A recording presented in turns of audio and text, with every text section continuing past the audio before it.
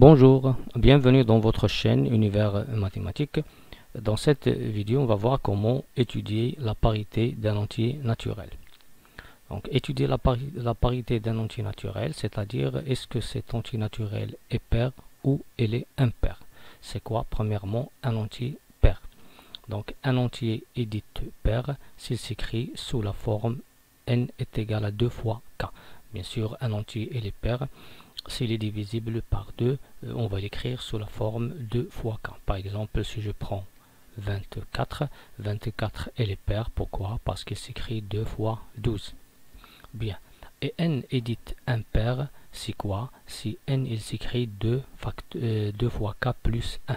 Comme par exemple 25. Donc 25 c'est un entier qui est impair. Pourquoi? Parce qu'il s'écrit 2 fois 12 plus 1.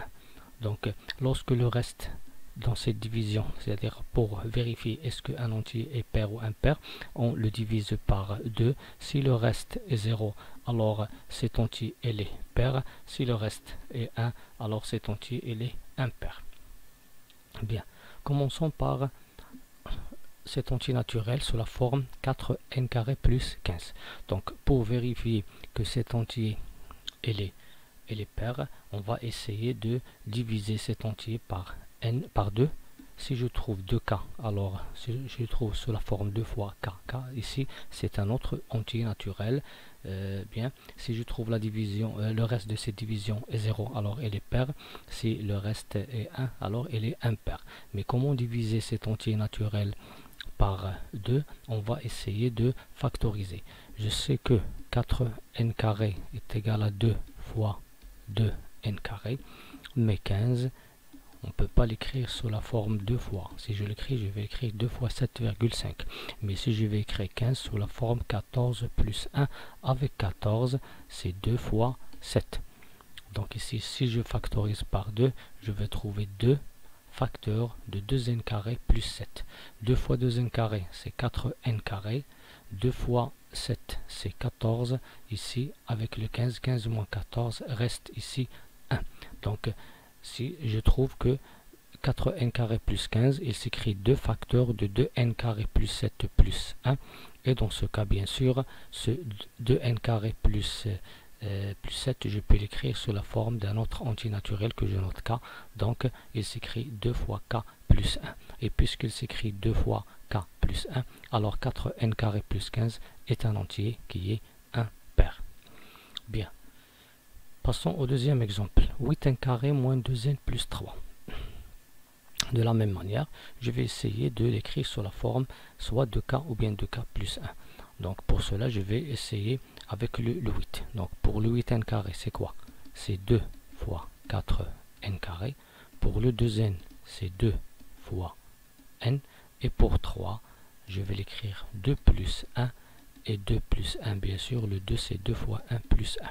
Donc on voit que le premier, il est divisible par 2, le deuxième par 2, et le 3, il est impair. Donc je vais l'écrire 2 plus 1. Pour cela, je vais écrire ce nombre sous la forme 2 facteurs de 4n carré moins n plus 1. Donc 2 fois 4n carré, c'est quoi? C'est 8n carré. 2 fois n. 2 fois n, c'est 2n. Et 2 fois 1. 2 fois 1, c'est 2. Et 3 moins 2 reste 1.